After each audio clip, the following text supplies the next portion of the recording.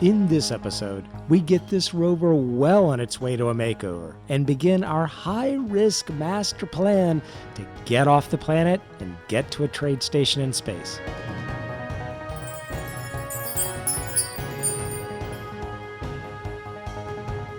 Welcome back to Escape from Pertam, and I'm going to start with getting serious now with this rover makeover. Up till now, I've been toying back and forth with what I really want to do with this thing. Part of my hesitation was thinking I might use the rover for double duty. I'd use it as a rover here on the planet, but also add some hydrogen thrusters and use it to get into space and visit our trade station. But I finally decided. This rover will just be a rover. That's all it will ever be, never to ascend to the stars. So with that decision, I can now move forward with completing what I had in mind. There were a few key things I wanted with this rover. I definitely wanted to keep the three-wheel design. It's something different I haven't built before, and it's proven to be really stable and maneuverable.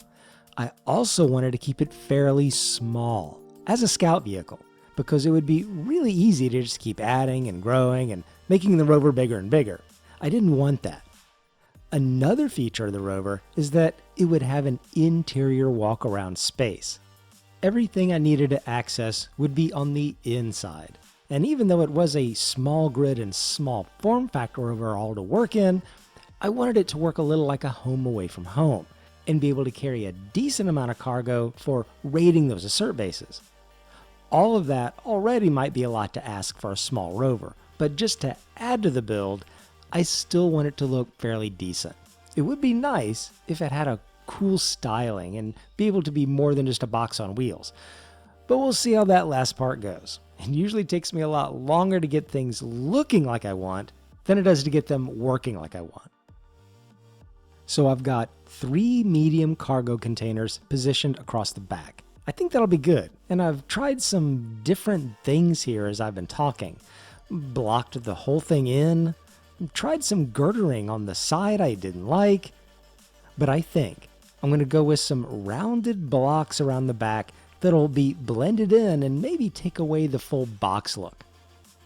While I tinker with that, go finish salvaging the assert bases I took over in the last episode and grab some more satellites, let me tell you about my brilliant but very risky plan to get to the trade station. My problem is, I've been on this planet a while, taken over 3 assert bases, several satellites, even killed and looted some spiders, and I haven't turned up any metal grids for building hydrogen thrusters. I had thought that even if the assert bases weren't built with any heavy armor blocks, even just the basic interior turrets would have some metal grids, and after 2 or 3 bases, that would probably be enough to get me off the planet.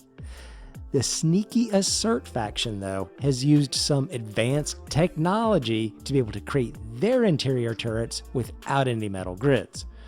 So I'm stuck with this risky plan. This is what I'm going to do. I have the 8 metal grids I salvaged from my original drop pod, 1 from each of the 4 atmospheric thrusters, and 4 more from the 1 hydrogen thruster. With these 8 grids, I can only build 2 hydrogen thrusters. To properly control a ship, you need at least 6 thrusters, 1 in each direction. You can sometimes get by with only 5 when in gravity and let gravity just provide the downforce, but things work much better when you have at least 1 thruster pointing in all directions. Our little janky flying machine, though, is gonna have to work with only 2. Now, I did a lot of calculations for exactly how heavy a bare bones small grid ship would be to see if it could even escape the high gravity of Pertam. A connector, 2 large hydrogen tanks, 2 hydrogen thrusters, a helm to control the thing, a gyroscope, and 2 small batteries were actually very doable for the lift of 1 small hydrogen thruster. A small grid hydrogen thruster can lift 10,000 kilograms in an Earth-like gravity planet. The bare-bones ship would weigh 5,300 on an Earth-like planet, but wind up weighing 6,400 here on Pertam. That still gives me a little bit of headroom on thrust, because it's never really a good idea to get really close to the maximum capacity of your thrusters. But you might be saying, Earth, you can build 2 thrusters and double your lift. That's true, but the design I'm going to go with is going to have 1 thruster pointing me up or forwards and 1 thruster pushing me backwards. In my mind, I think I'll have a lot more control for maneuvering this ship if I have at least 1 thruster pointing backwards. If I had them both facing in the same direction, it would be a real pain to do even simple things like slow down, move backwards a little, or even try to nudge the whole ship a little to one side, like I'll probably need to do for docking at the space station.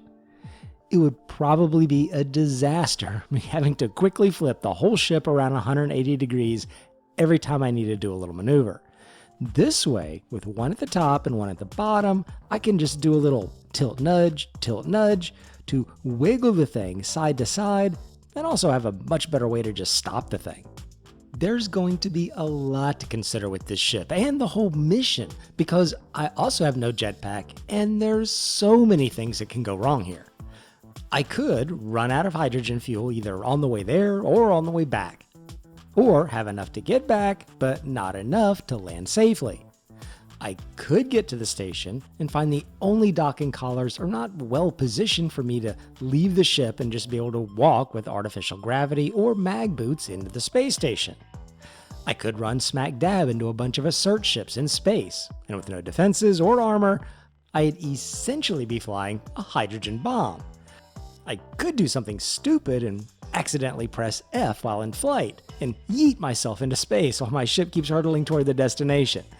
There's even the issue of me needing to bring back a bunch of metal grids, and the extra weight causing a catastrophic landing back here on Pertam. So everything about this attempt has to go exactly right, or else we'll chance losing everything. The few metal grids we have, what money we've collected, basically anything highly valuable we've collected so far, and the most essential things for escaping Pertam. As far as the rover, we've got the basic outer shell constructed, and to further offset the blocky nature, use the new bay window blocks that came with the latest signal update pack, and even added a kind of spoiler or fairing on the back. And I think I can use it for some functionality too. I've actually been pretty lazy and not learned from our prior lessons, and only had a couple decoys on the rover. But the fairing can serve as a nice mounting point, because it looks like an electrical storm is definitely moving in. Now, in building this rover, I also wanted to try to make it airtight. I thought that might protect me from the bad storms as well. Unfortunately, even though I think it's all sealed up to be airtight, I don't have an air vent installed yet to pressurize the cabin and even see if it's airtight. And we probably need to wait on that until we start processing some ice for hydrogen and oxygen before we start venting a lot of O2 outside while testing. I've still got a lot of things to do to the rover. At least I have ideas for things, and I should probably be spending more time building the bare bones ship and prepping for takeoff. I just wanted to work on the rover a while. And even though the area is getting continually pounded by meteors, we will start work on an ice drilling rig with the scaffolding we need to actually assemble everything. We'll need the ice for hydrogen fuel, some O2 to test the rover air tightness and all that. And I've got an idea for using the new signal update blocks to make a really cool control station inside the rover to operate the drilling rig, keep tabs on my cargo contents, power, hydrogen fuel, and lots more. And we'll need to get our ship built too. Don't forget that.